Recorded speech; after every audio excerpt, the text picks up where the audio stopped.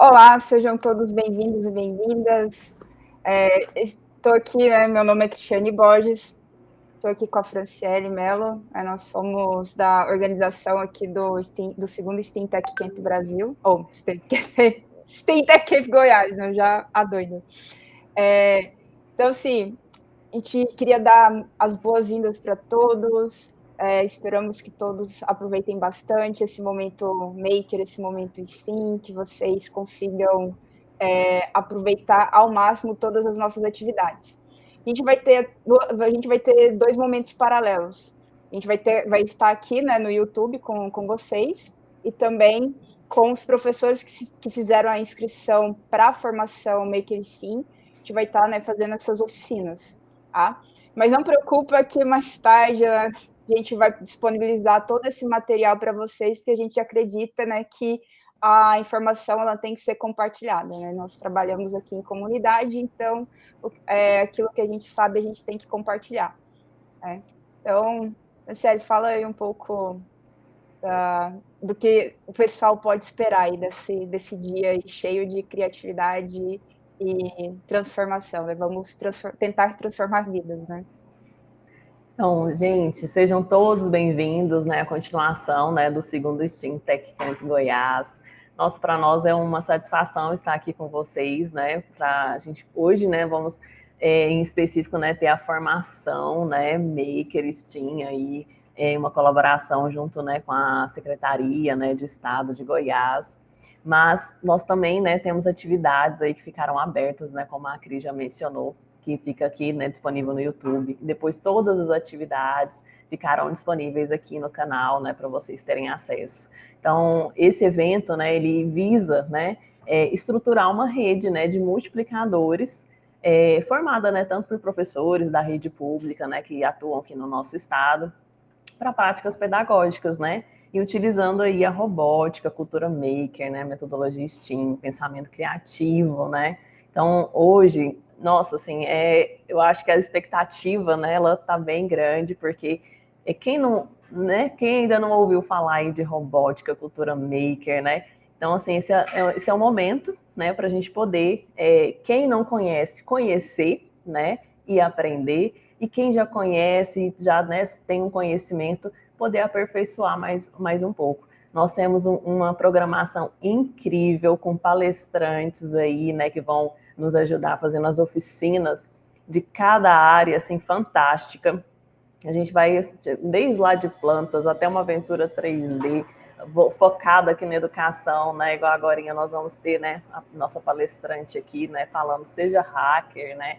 Então, assim, é um momento realmente, assim, para a gente abrir nossa cabeça e realmente a gente poder, assim, mergulhar nesse mundo, né, que a gente tanto tem ouvido falar e realmente a gente desenvolver aí novas soft skills.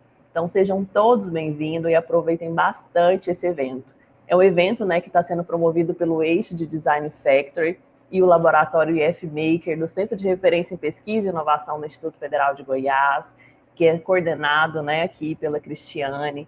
Também está relacionado com o Polo, né, de Inovação Embrapi, do IFG, e conta ainda com o apoio dos laboratórios, né, do IF, como Meninas Cientistas, Metabotics e o Grifo, departamento também de estados do estado, né, dos Estados Unidos, a embaixada dos Estados Unidos no Brasil e o laboratório de sistemas integráveis tecnológico da Escola Politécnica da Universidade Federal de São Paulo, né? Então, assim, é um evento realmente grande, né? Para a gente trazer um pouco dessa cultura aqui, para a gente de fato ser, né, esses multiplicadores. Então, sejam todos bem-vindos e a gente espera que vocês tenham assim, um sábado fantástico. Só que não é só hoje, como vai ficar gravado, né? Então, na verdade, qualquer dia, né, que vocês estiverem aí assistindo. Então, sejam muito bem-vindos e aproveitem bastante. Só uma coisa assim que eu esqueci, antes da gente começar. Vamos também fazer a nossa autodescrição, né? Porque depois a gente vai disponibilizar esse material online. Não só o vídeo, né? Também o áudio. Então, para aqueles que estão aí nos assistindo e nos ouvindo, meu nome é Cristiane, eu sou uma mulher branca, tenho cabelo castanho, com as pontas um pouco mais claras. Eu uso óculos, tô com uma camiseta preta escrito Social Distancing. Que mais? Meu cenário aqui. Eu tenho alguns livros na minha estante, tenho alguns bonequinhos de super-heróis e uma impressora 3D. Então, já esse é o meu cantinho maker. Tá? Então, Fran, se você puder também fazer a sua autodescrição. Então, meu nome é Franciele, eu sou negra, meus cabelos estão, né, alisados aqui, escorridos, abaixo do ombro. Eu tô com fone aqui de ouvido, né, desses de celular mesmo, branco. O meu cenário é um laboratório de pesquisa que eu estou aqui no momento, então dá para ver ali alguns equipamentos, alguns materiais que a gente utiliza, uma pia, e ele tem um fundo majoritariamente branco. Isso aí. Agora, para a gente dar início, então, a esse evento, né, essa formação maravilhosa, vamos trazer aqui a Ká Menezes, que já esteve presente aqui com a gente antes, né? E, assim, é uma pessoa que, sem palavras, eu admiro muito. E ela vai falar para a gente aqui como ser hacker, né? Porque o nosso mundo, ele precisa de mais hackers, né? E aí a gente faz novamente aquele parênteses, né?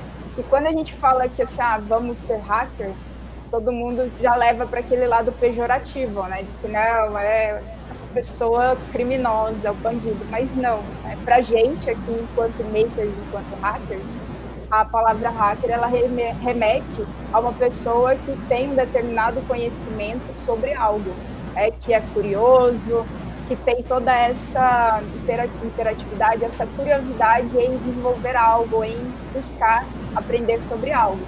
Tá? Mas a Ká, ela é especialista aqui, ela que vai falar melhor aqui pra gente. Tá? Então, assim, a gente vai... para os professores que estão na formação conosco, nós vamos para as salas agora no Meet, tá? E o palco é da Ká. Muito obrigado por você estar aqui conosco. E é isso. Então, pessoal, bom dia, bom dia. Gente, quando a Cris Borges fala que me admira, vocês não estão entendendo o que isso significa, viu?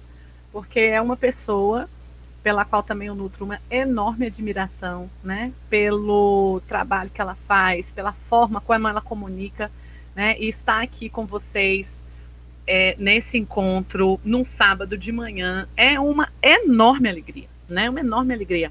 Aí eu deixo aquele abraço também para a Franciele, que estava aqui na tela agora, mas já saiu rapidinho, né? E agradecer, porque fazer evento, gente, é complicado, fazer evento online também é complicado, né? A parte dos bastidores, organizar as pessoas, é bastante coisa, e o mais importante é que as pessoas, então, aqui envolvidas não desistem. Bom, a minha fala, ela está organizada, ela está pensada exatamente nesse processo de fazer a gente, um processo de reflexão sobre o que é ser hacker no mundo de hoje, né?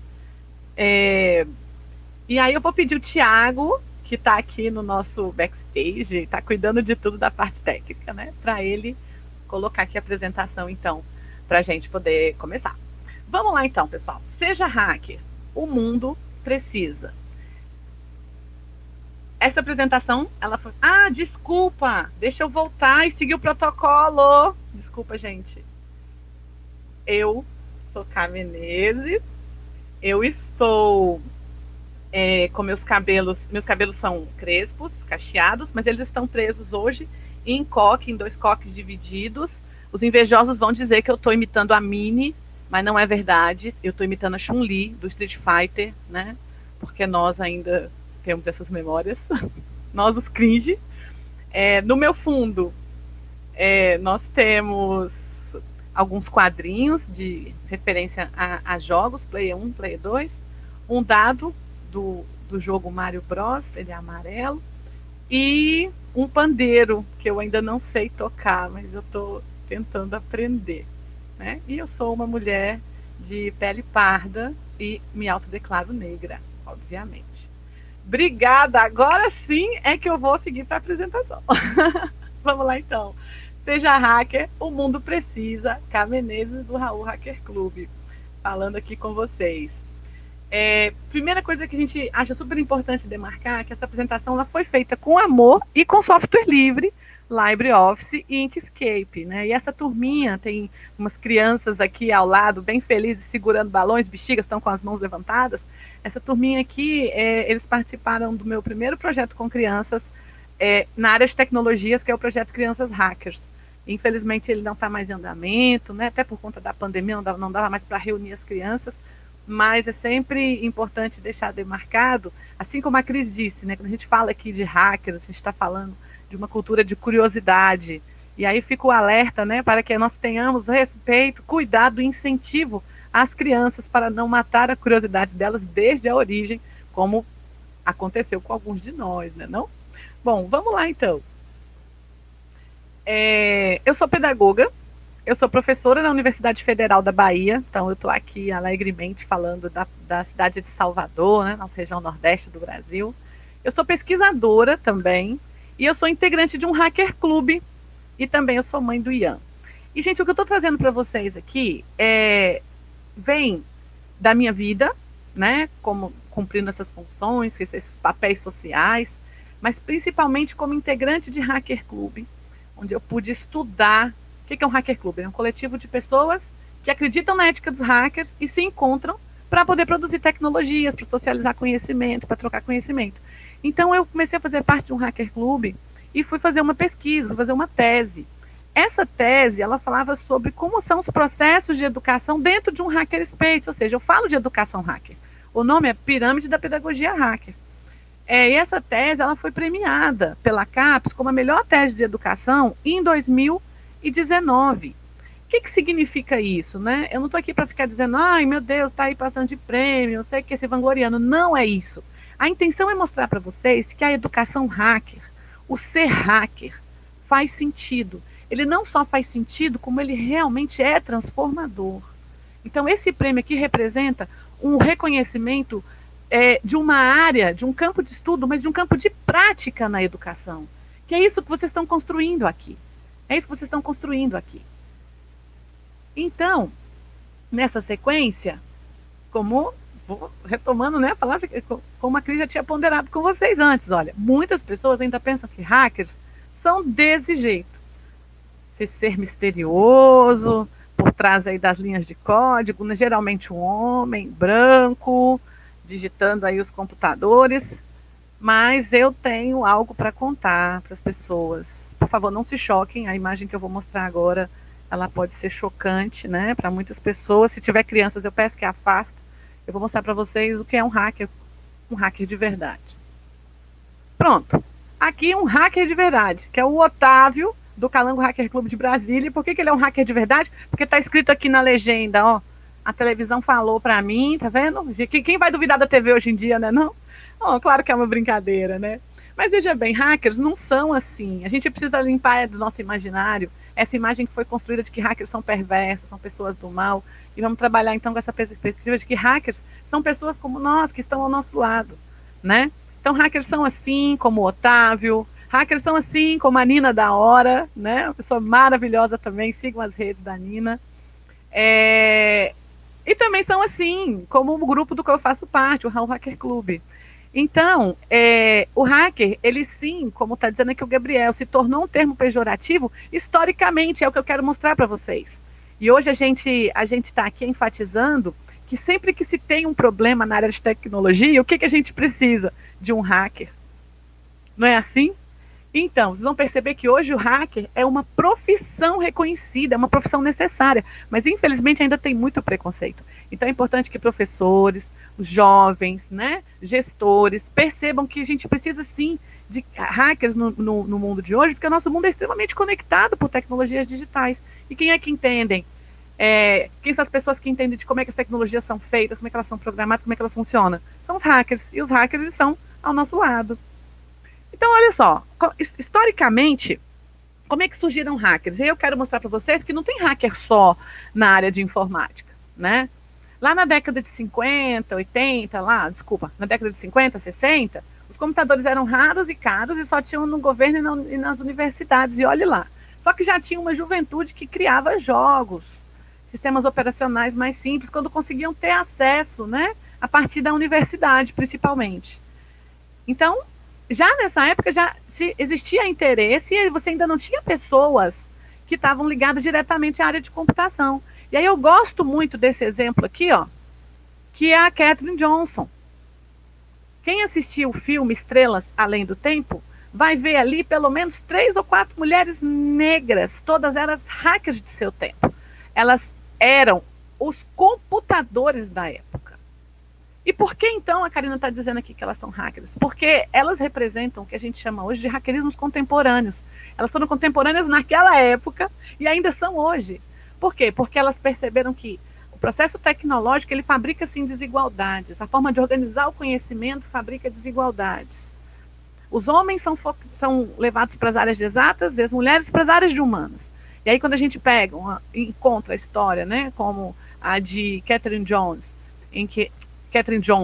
em que ela, por conta dos cálculos, da metodologia, da perspectiva, da forma dela analisar os dados da NASA, os problemas, né, perpassados para ela naquele momento, a forma como ela conseguiu transitar entre homens, ela conseguiu transitar numa instituição por um momento extremamente machista, né, e ela conseguiu produzir conhecimento, e ao produzir esse conhecimento, ela conseguiu fazer com que o foguete orbitasse. Katherine já era, na década de 50, hacker. Encarava desigualdades e lutava contra elas. Então, e ela não trabalhava com computadores, ela trabalhava com cálculos. Ela era o próprio computador.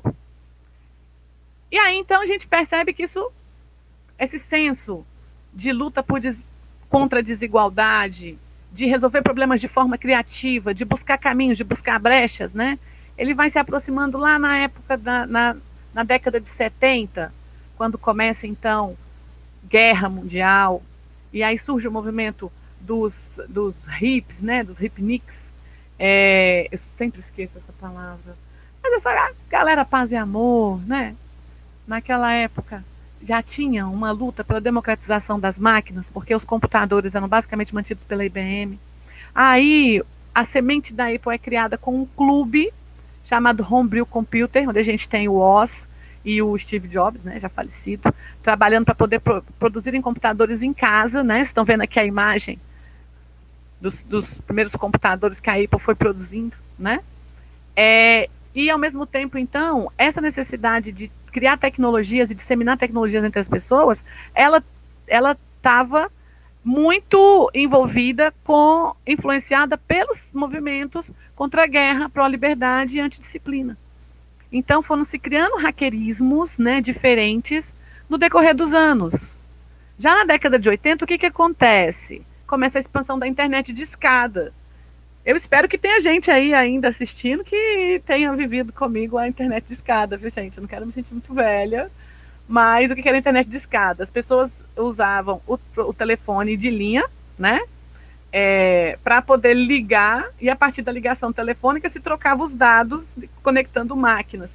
Então era possível você encontrar pessoas na década de 80 que usavam seus computadores para poder criar pequenos servidores de comunicação. Tinha gente que esperava dar 10 horas da noite, que era quando a tarifa era mais barata, né? Você pagava tarifa única. Aí eles faziam a ligação telefônica lá para o servidor dele, né? Para a empresa que prestava o serviço de internet, e deixava o computador conectado a noite inteira, só para que outras pessoas pudessem usar esse sistema de comunicação aqui chamado BBS.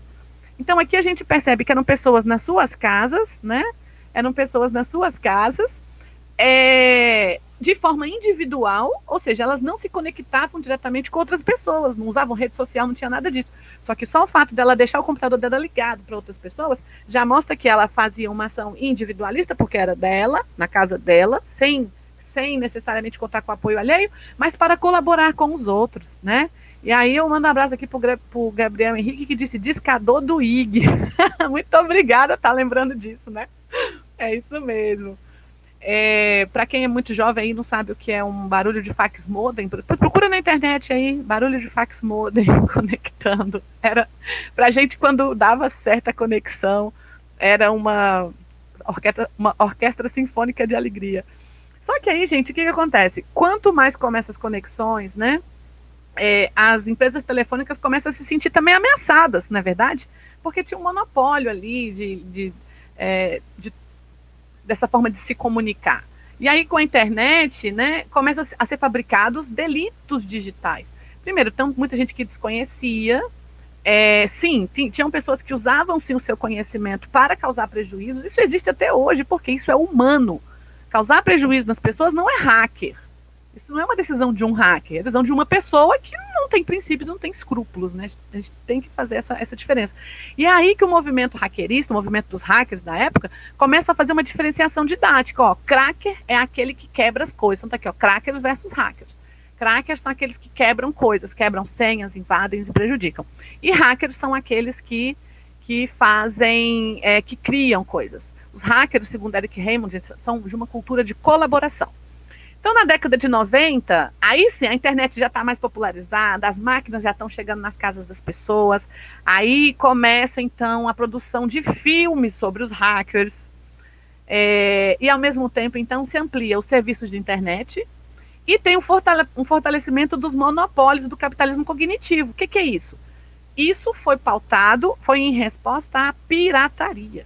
Então, a pirataria, que foi promovida com a internet, né, pela digitalização das músicas, dos filmes, digitalização dos livros, as pessoas começaram a trocar esses bens, começaram a trocar esses materiais. E as empresas que fabricavam, os fabricantes, os produtores, começaram, então, a perceber isso como uma função somente negativa. Por quê? Porque não gerava o lucro que eles tinham desejado. Então, gerou muito medo. E aí, então, as pessoas que entendiam de computador começaram a ser julgadas como pessoas do mal, pessoas ruins. Mas quando a gente vai realmente verificar na história, o que a gente percebe é que hackers, eles são contra qualquer tipo de monopólio, porque eles acreditam que o conhecimento é realmente para ser acessado por todos, né? Tecnologias é para todos, né? Então, mas aí já começa filmes que trabalham esse imaginário de uma forma muito negativa. Já na quinta geração, a partir lá da década de 90, é que a gente percebe, então, o ciberativismo, o hackativismo e a discussão do hacker ético. Então, vocês lembram quando a internet realmente se populariza, que se cria o ciberespaço, as redes sociais, Orkut, Facebook, todas essas aí, né, que a maioria das pessoas utilizam, é que outras pessoas, as pessoas que criticam, então, questionam a forma como o mundo funciona, questionam os monopólios financeiros, educacionais, elas começam a se pronunciar na rede, começam a questionar as desigualdades, começam a questionar a fome, começam a questionar o sistema econômico. Então, isso vai formando, então, um ciberativismo, que é o ativismo na rede social, o ativismo no ciberespaço, né? Um hackativismo, que é o ativismo específico dos hackers, que vão se organizando para poder trabalhar, derrubar sistemas que consideram que são problemáticos, que são errados, ou descobrir como as coisas funcionam e mostrar erros naquele funcionamento, né? Isso aqui tudo já a partir da década de 90, exatamente por quê? Porque a gente teve uma maior popularização da conexão em rede. E isso vai desabar lá no movimento dos anônimos, né, na Primavera Árabe. Por quê? Esse movimento de juntar pessoas pelas redes sociais acaba deixando evidente que é preciso também ir para as ruas se a gente quer mudar alguma coisa.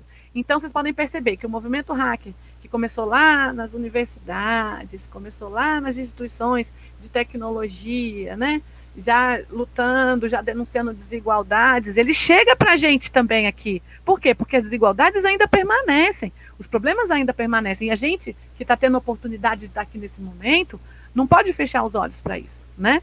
E aí a ideia do hacker ético, que é aquele hacker, então, que faz aquele trabalho de identificar problemas, de tentar invadir para poder buscar fragilidades no sistema. E aí, gente, eu não vou dar detalhes disso, porque vocês têm a Cris Borges, mais uma galera, né? Cris Borges e uma galera que entendem desse assunto.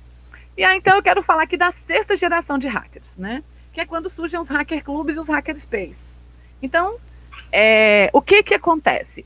Os hacker clubes e os hacker spaces são coletivos, pessoas interessadas em tecnologias que se juntam para poder ter um lugar, para poder criar, aprender e produzir junto. E aí eu deixo aquele abraço para Martinha Santos, que é uma pessoa maravilhosa, né? Professora de robótica sustentável. Um abraço para ela e para o Marcos Egito, que estão chegando aí.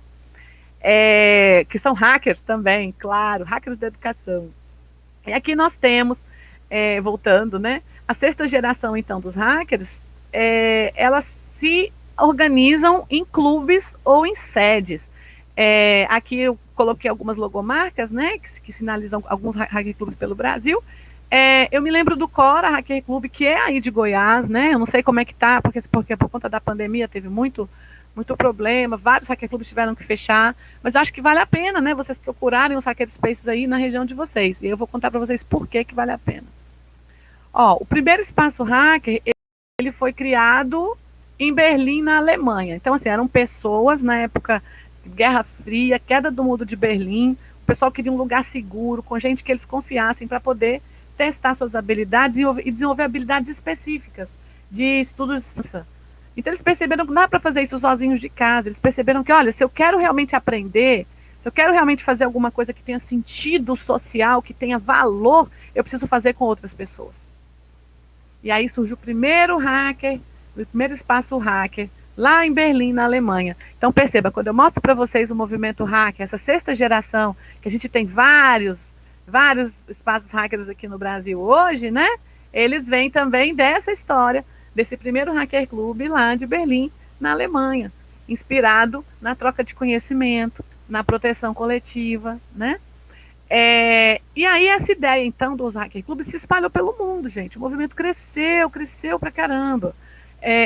Esse número aqui, de 25 hacker spaces listados hoje como ativos no Brasil, é um dado recente, né? Ele é dado do mês passado. Porque quando eu fiz a minha tese, aquela que eu mostrei para vocês antes, a gente tinha 41 hackerspaces registrados. 41, pessoal, imagina. E na minha pesquisa eu consegui entrevistar pelo menos quase 20 deles, sabe? 21 hacker clubes ou coletivos, né? E agora, por conta da pandemia, por conta da Covid-19, a gente tem apenas 25. E mesmo assim, ainda estão em atuação. Muitos deles, né? E por que esses hacker clubes estão em atuação? Por que esses hacker spaces ainda estão em atuação? Porque a gente precisa de hackers hoje. A gente sempre precisou deles lá e continua precisando agora.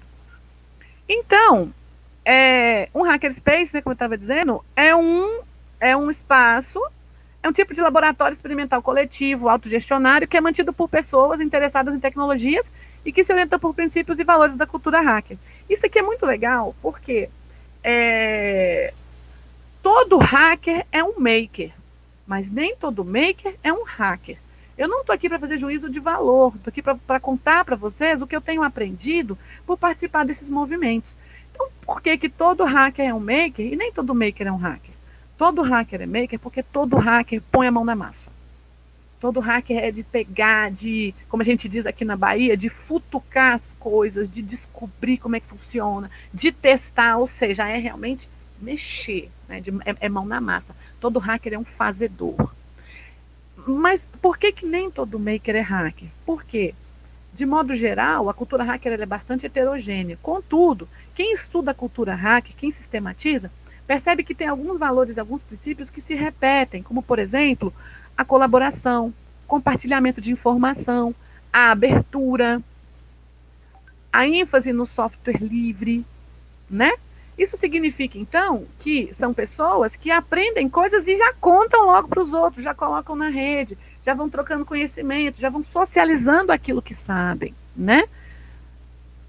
Isso é se pautar pela ética dos hackers. Fazer a coisa com paixão, fazer com valor social e sempre compartilhando o que sabe. Nem sempre um maker, um movimento maker, ele enfatiza essa liberdade de troca de conhecimento, né? Para o hacker, a liberdade de acesso, ela é realmente um valor muito importante, né? Muito importante. Já tem, então, aquela pessoa que é maker, que faz ali as coisas dela, mostra o produto pronto, mas nunca quer compartilhar o processo. Nunca quer ensinar para outras pessoas como foi que ela chegou àquele resultado. Então, é um fazedor. mas não é um fazedor inclinado à ética dos hackers, né? A Cris está até comentando aqui, ó, tem o maker raiz e tem o maker Nutella. Exatamente, como a comunidade hacker também ela é bastante heterogênea, né? Esses valores, eles são humanos, né? Eles são humanos. E as pessoas têm os seus motivos para tomar as suas decisões.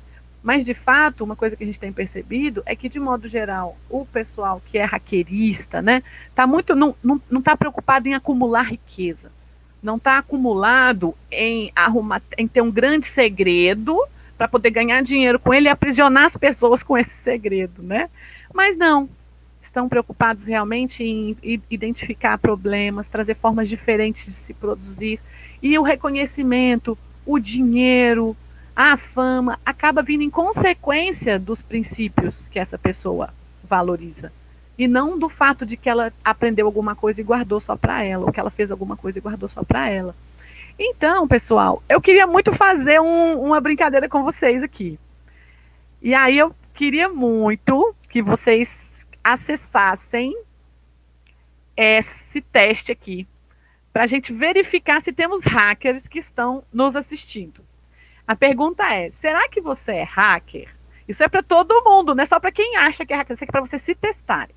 Então tem aí, para quem está com o celular, pode usar o QR Code, e quem está no computador, se puder digitar esse link, eu coloquei um encurtador, né?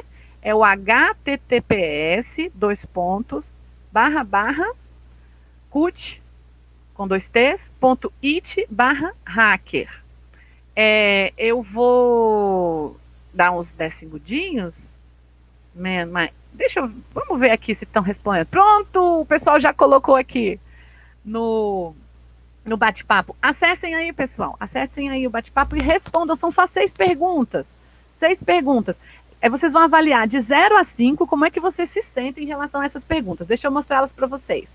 Para quem não está ainda, para quem ainda não pode, acessar, olha só, a primeira pergunta é, pergunta não, na verdade são afirmações, né?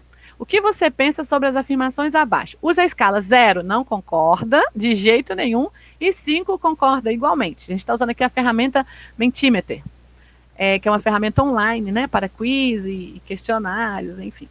O acesso a tecnologias de informação e comunicação deve ser democratizado.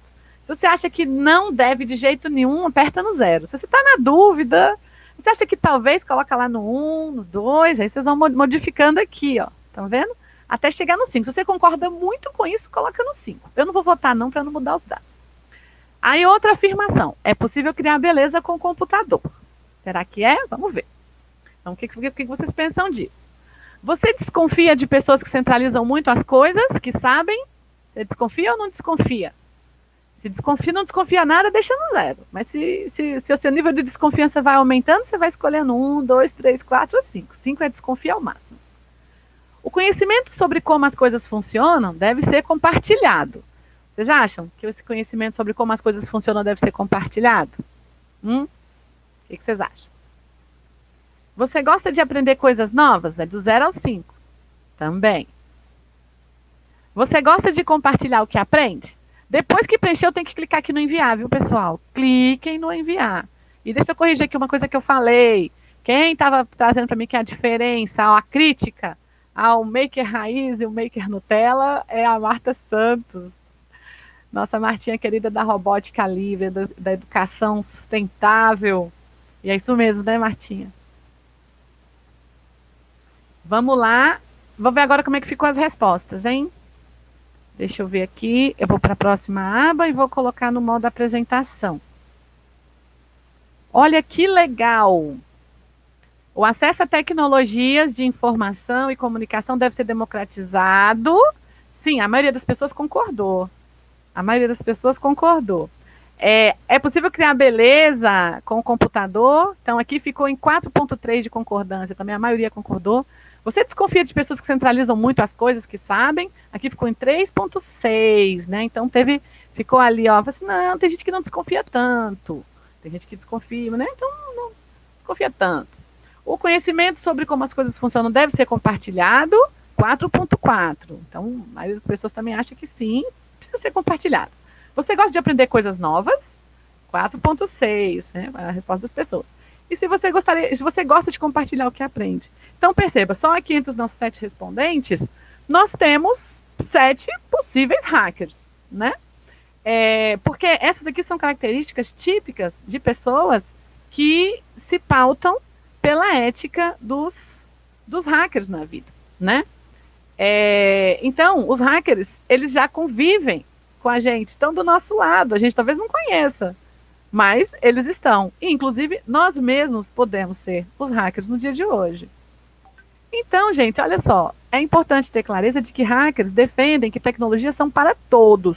E eles usam seus conhecimentos para resolver problemas de forma criativa, né? Ou seja, originariamente, hackers não são criminosos do mundo digital. E aí, como é que a gente mantém um hackerspace? Como é que a gente mantém um coletivo hacker? Poxa, tem que ter um espaço, tem que ter uma sede. Bom, se você quer um hackerspace, você precisa de um lugar. Mas o mais importante que a gente precisa é de redes, pessoas que têm os princípios parecidos com os nossos, pessoas que acreditam nas mesmas coisas que a gente, né? E aí eu mostro que para aqueles que querem formar um coletivo hacker, um grupo de pessoas que aprendem juntos, né? É muito parecido com se ter um hackerspace. É preciso engajamento. E aí a gente tem um engajamento que é engajamento afetivo. O que é isso? É aquelas pessoas que vão fazer parte de um coletivo, do grupo, porque gostam umas das outras, né? Se vocês, quantos de vocês já não foram participar de alguma ação, de algum movimento, porque foram chamados por um colega, por um amigo, alguém que você confiasse? Você não entendia bem o que estava acontecendo, mas você foi. Esse é um tipo de engajamento afetivo. Tem um engajamento também que é o técnico, que é aquele engajamento que é o desejo de aprender, né? Aí eu quero aprender, então eu vou juntar com esse pessoal, que esse pessoal vai me ensinar coisas legais, e eu vou poder compartilhar coisas legais com eles. E esse engajamento técnico é muito focado na tecnologia, né? Quando a gente para, assim, nos nossos hacker clubes, a gente tem oficinas de programação, a gente tem grupos de estudo de segurança, a gente trabalha com a robótica sustentável, com desenvolvimento, né? Então são coisas que, às vezes, a gente não consegue nos nossos cursos. Imagina, eu sou pedagoga, no curso de pedagogia não tem metade do que eu aprendo no Hackerspace. Ainda tem isso, um hackerspace, um hacker club, é formado por pessoas de diferentes áreas de conhecimento. Então, você não precisa ser focado, você não precisa ter originalmente da área de tecnologia, ser da área de tecnologia originalmente, não precisa, minha gente, não é necessário. O importante é que você realmente conheça e constitua redes com pessoas que queiram trocar conhecimento, pessoas que acreditem nisso. Então, o engajamento técnico, a gente aprende bastante coisa. E a nossa motivação em aprender é o que nos mantém juntos. O engajamento ativista é esse que a gente faz aqui, ó, de estar num sábado de manhã, palestrando, conhecendo gente, assistindo as palestras. Isso é engajamento ativista, é o mão na massa, é o que a gente sai da nossa casa, é o que a gente dedica o nosso tempo para aquela causa. E o engajamento ideário, está aqui de cabeça para baixo nessa pirâmide, né, porque é uma pirâmide de engajamentos. Esse engajamento ideário é porque a gente acredita no que a gente faz. Imagina só, gente, pensa se o pessoal do Steam Camp, ia estar gastando um sábado, vocês estariam aqui assistindo, se vocês realmente não vissem importância, não acreditassem que ser multiplicador, que trocar conhecimento é importante. Claro que tem aí um valor, né, pela ideia que a gente, do que a gente produz. E vejam só, gente, como é que hackerspaces são importantes. Eu falei para vocês, então, que vários hackerspaces fecharam sua sede. Mas o fato de muitos terem fechado não significa que pararam. A gente agora, com a Covid, teve uma rede de produção de face shields que foi coordenada e organizada em torno de vários laboratórios makers e laboratórios hackers, para poder, então, imprimir essas máscaras, os face shields, e entregar para pessoas e instituições que não tinham condição de adquirir. Então, o pessoal pegou a sua impressora, a fibra, tudo, organizaram uma rede de doações para poder imprimir essas máscaras, né, por todo o Brasil e entregar em setores que precisavam. Aqui a gente tem o Calango Hacker Club e o Garoa Hacker Club aí exemplificados. Tem também iniciativas como, por exemplo, esse aqui do programa nosso, que eu quero mostrar um vídeo para vocês, que foi uma iniciativa do Hacker Club, do qual eu faço parte, do Raul Hacker Club, em que a gente conectou crianças de famílias vulnerabilizadas, estavam com as escolas fechadas, não tinham nenhum apoio pedagógico, nós conseguimos conectar com estudantes de pedagogia e profissionais de educação para que as crianças pudessem continuar o processo de alfabetização que foi parado com a pandemia. E aí eu quero colocar depois um videozinho para vocês verem como é que isso foi importante. Também as meninas do Maria Lab, olha só, elas fizeram uma cartilha chamada Como Evitar que Agressores Tenham Acesso ao Seu Telefone Celular. Porque com a pandemia, com o distanciamento social, com as pessoas presas em casa, as mulheres principalmente, gente, o nível de violência familiar, os dados aumentaram imensamente. A agressão contra a mulher aumentou imensamente. E o que Maria Lab fez? Maria Lab fez essa cartilha, divulgou para poder ajudar essas mulheres a se protegerem principalmente disso, né? Da invasão de privacidade, de terem o seu celular invadido ou vigiado, né? Como é que elas conseguiriam, então, passar por essa situação? E o Maria Lab é interessante também registrar que é um hacker club, é um coletivo hacker formado por mulheres, é um coletivo hacker feminista, porque os hacker clubes, eles são também locais seguros para os seus membros. E o Maria Lab é um bom exemplo disso. Hackerspace diante da Covid, a gente teve também o caso do LHC, do Douglas, né, que eles faziam muitos encontros de socialização de conhecimento, e foi isso que o Douglas tentou manter durante a pandemia, né, foi convidando pessoas maravilhosas também, makers da área do conhecimento livre, para poder fazer essas palestras e divulgar em rede. Toda semana estava lá o Douglas fazendo, a gente já cansado de live, porque esse momento está estressante para todo mundo, mas o Douglas estava lá, porque lembrando, gente, que isso aqui é tudo voluntário. A gente faz porque a gente acredita, porque a gente gosta, porque a gente sabe que é importante, né? E a participação em eventos. Aqui tem o Lucas, do Mate Hackers, né? E um cardzinho dele participando de um evento maravilhoso, que a gente ama de todo o coração, que é a Latinoair, que é o Congresso Latino-Americano de Software Livre e Tecnologias Abertas, né? Onde a gente encontra, então, pessoas que têm os mesmos princípios, têm princípios próximos do nosso, que acreditam que tecnologia é realmente para todos, por isso tem que ser livre, tem que ser aberto, tem que ser compartilhado. E outras ações também, essas aqui ações recentes, né? Nós tivemos o Muvuca Hacker, também juntando aí pessoas maravilhosas em torno da divulgação dessa cultura, da cultura aberta, da cultura livre, e o do Monfest, que era um encontro de hacker clubes que acontecia presencialmente em eventos. O pessoal do Hoje Hacker Club organizou esse encontro também online, né? E aí, por que é importante a gente ser hacker? E por que é importante a gente se organizar em coletivos hackers? Porque os hackerspaces, eles podem chegar onde empresas não têm interesse em chegar, né? Empresas não têm interesse em chegar, a gente consegue. A gente consegue. Então, pelo que a gente é, pelo que a gente significa, pelo que a gente compartilha, é que a gente não desiste. E é por isso que a gente precisa de cada vez mais hackers. Por isso que a gente precisa de cada vez mais hackers no nosso mundo, né? E aí, eu quero... pronto. Aí eu quero mostrar para vocês aqui 2 videozinhos, né? Que eu acredito que ajudam a perceber a importância dos hackers na atualidade, né? Como é que a juventude hoje tem se organizado para poder manter esse movimento. E para isso eu vou colocar o vídeo da Manu, da Casa Hacker, que é de São Paulo. Só um minutinho.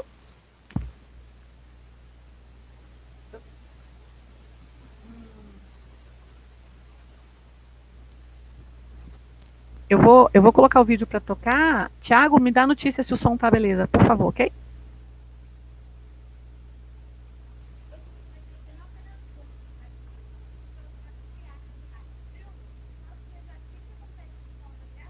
Apoiando periferias que não recebem a devida atenção do poder público.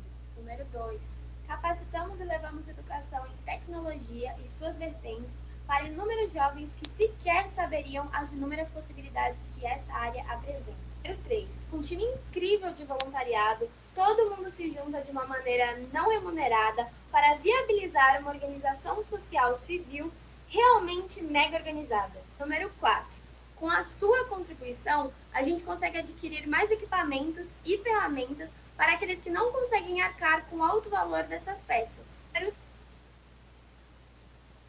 Bom, aí o vídeo acaba, né? Porque é o limite de tempo mesmo dessa rede aqui, chamada, bom, essa rede.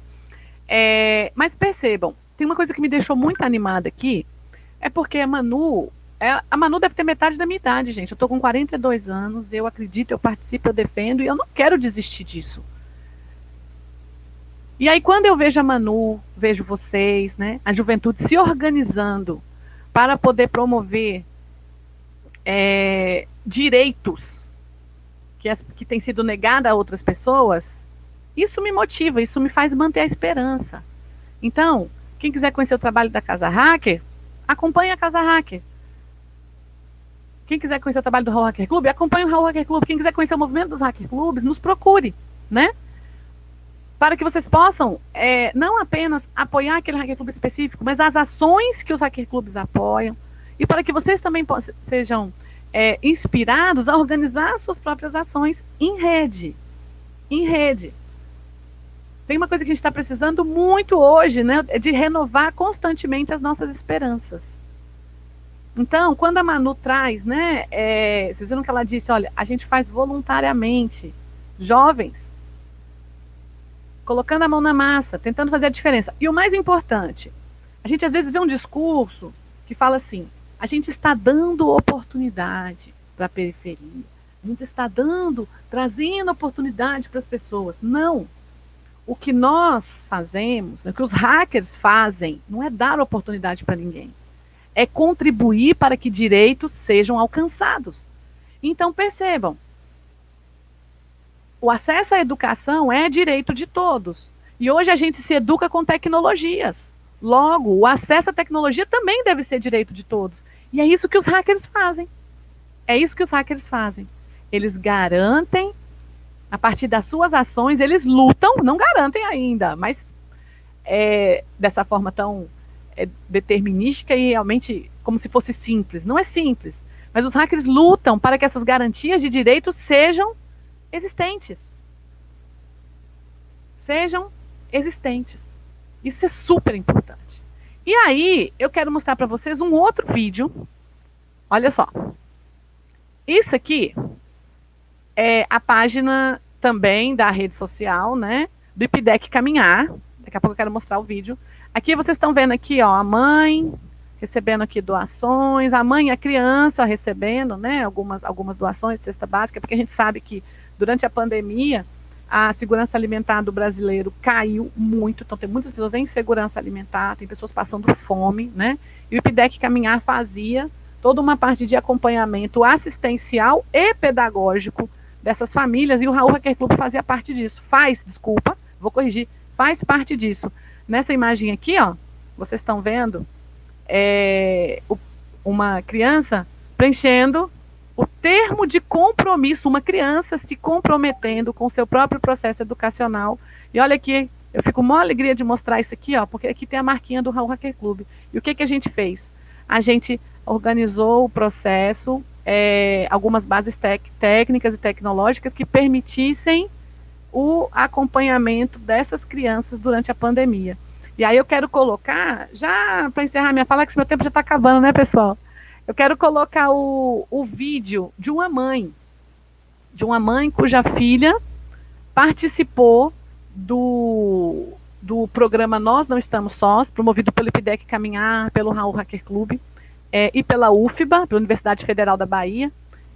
Vamos ver o que a Débora falou.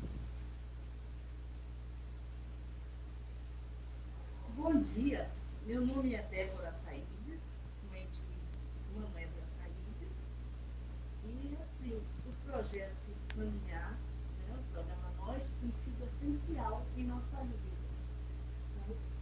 Porque assim, o projeto, ele valoriza as crianças, ele mostra para as mães a importância do acompanhamento.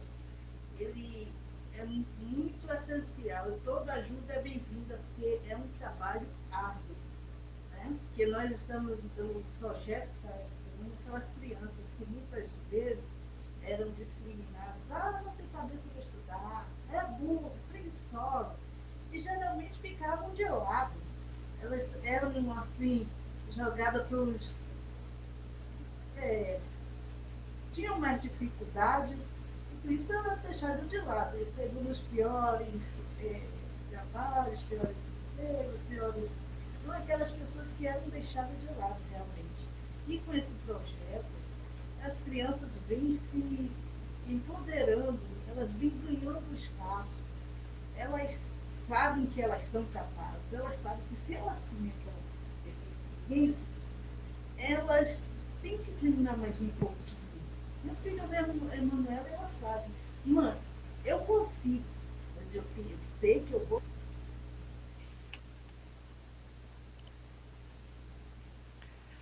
Pois é, pessoal, infelizmente no limite, né, do que é possível aqui na rede social, vocês perceberam que a Débora, né, que é mãe da Emanuele, o tanto que ela tem essa percepção de que a filha dela foi por um bom tempo, junto com outras crianças, deixada de lado no processo de educação.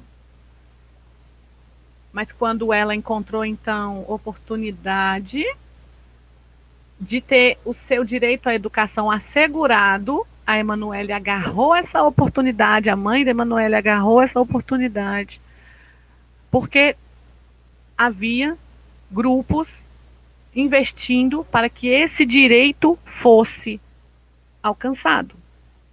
Então a gente não dá oportunidade, a gente faz aquilo que o poder público está deixando de fazer. Ao mesmo tempo que a gente cobra, que a gente precisa exigir, a gente precisa também colaborar. E aí,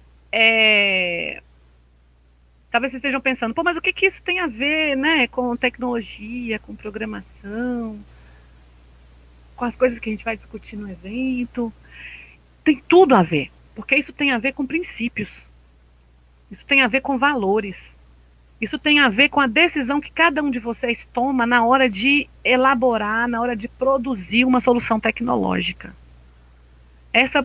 Essa solução que eu estou trazendo, ela é inclusiva? Essa solução que eu estou trazendo, qual que é o objetivo dela? Qual o benefício que ela vai trazer? O que ela representa? Para quem ela está sendo pensada? Essa solução que eu estou trazendo na área de tecnologia, ela é includente ou ela é excludente?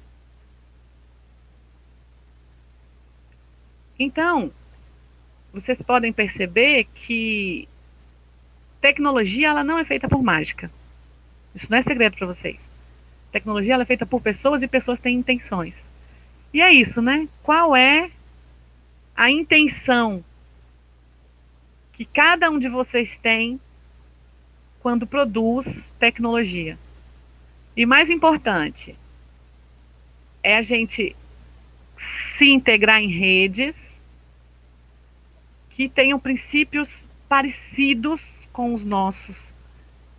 E que esses princípios sejam focados não apenas em nós mesmos, mas na produção de um mundo menos injusto. E aí eu agradeço muito pela oportunidade e quero saber se tem perguntas, coisas que eu possa aprofundar.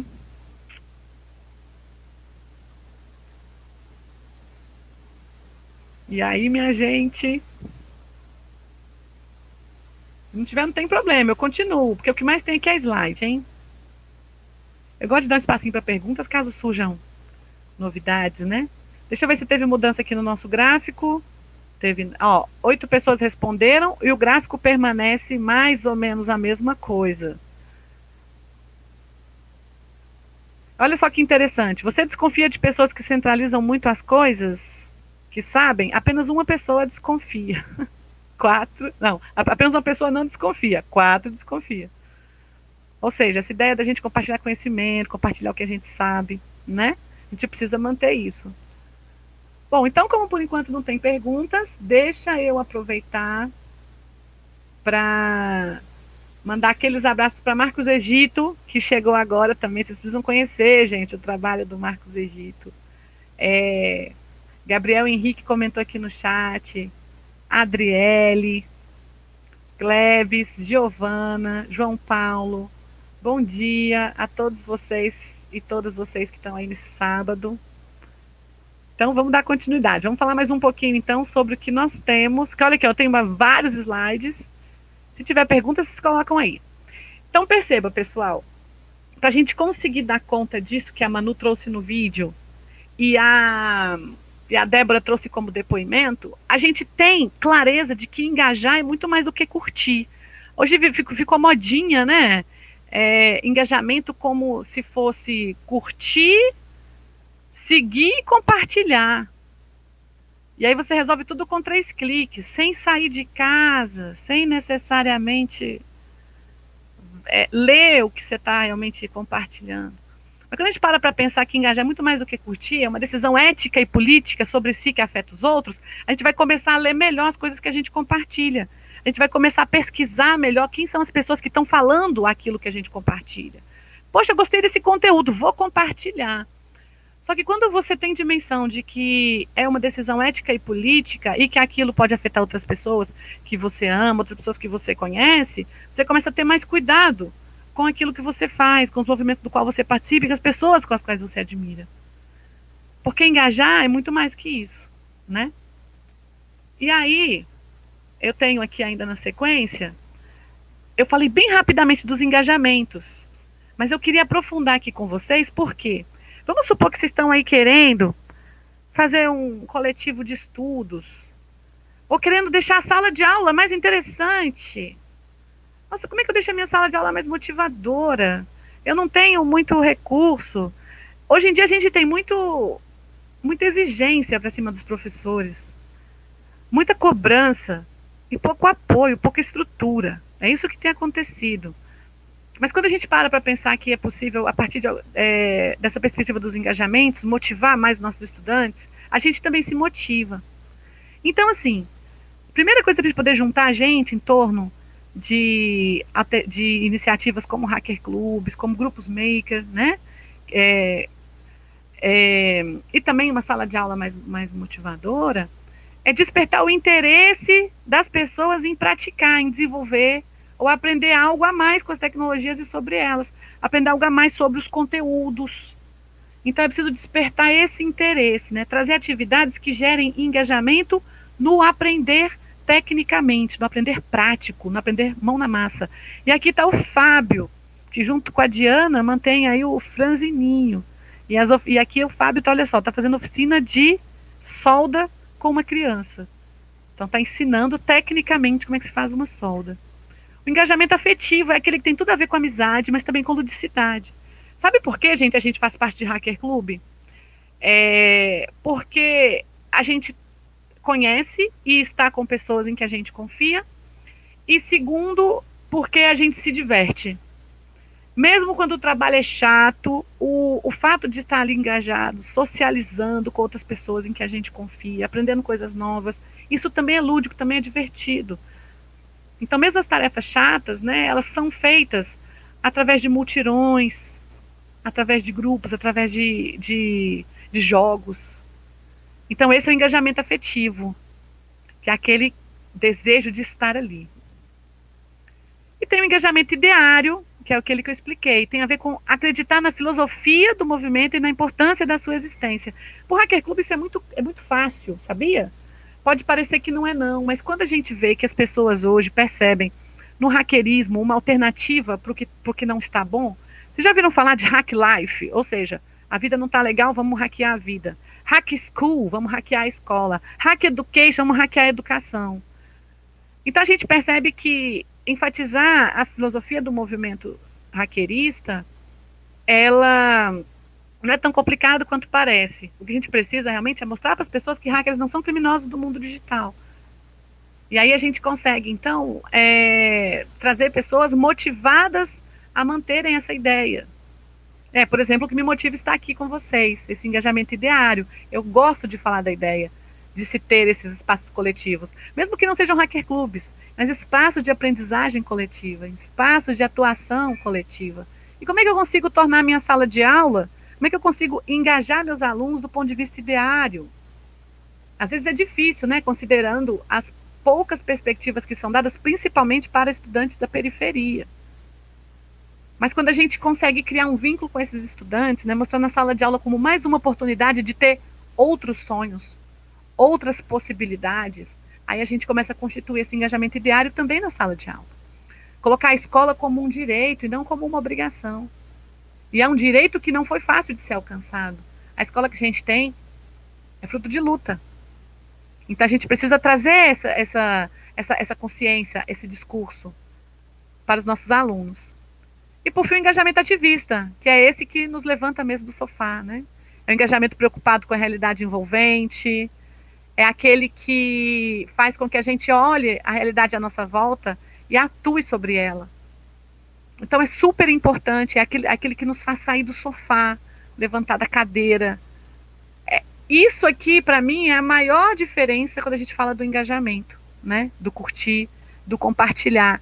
É também colocar a mão na massa. E daí a importância do trabalho maker, da perspectiva maker, que vocês também fazem parte. Em síntese, pessoal, vou concluir. Como eu disse, né, diante da Covid, muitos hackerspace tiveram que mudar, muitos fecharam sua sede, mas sempre se esforçando para não parar. Eu vou acelerar aqui para o finalzinho. Ah, cheguei no finalzinho! K Menezes, @hackerclube. Desculpa, K Menezes é meu nome, @Raul Hacker Clube. É a rede social Instagram do Raul Hacker Clube. A minha é @Caíca Menezes. E o meu site, né, para quem quiser depois manter esse diálogo. No mais, eu agradeço muito mesmo a oportunidade de estar aqui com vocês. Agradeço imensamente. E o diálogo permanece aberto.